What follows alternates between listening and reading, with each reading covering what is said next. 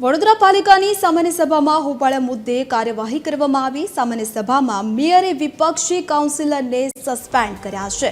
તો વિપક્ષના તમામ 7 કાઉન્સિલરને સસ્પેન્ડ કરવામાં આવ્યા છે। તો આપણે જણાવી દઈએ કે કામોની ચર્ચા દરમિયાન સતત વિરોધ કરતા કાઉન્સિલરો સસ્પેન્ડ, તો વિપક્ષી સભાસદોને સસ્પેન્ડ કરી મેયરે સભા પૂર્ણ જાહેર કરી છે।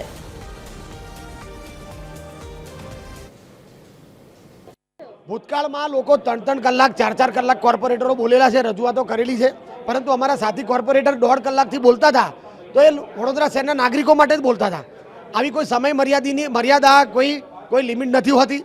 જેટલી રજૂઆતો હોય એટલી કોર્પોરેટરને કરવાની છૂટ હોય છે, પરંતુ એન કેન પ્રકારે આ સભાને બરખાસ્ત કરવા માટે, બંધ કરવા માટે, કામ મંજૂરો કરવા માટે અને બહુમતીના જોરે હિટલરશાહી વલણ અપનાવી અને જે રીતે આજે આ મેયરે જે પગલું ભર્યું છે એ ખરેખર લોકશાહીની હત્યા છે।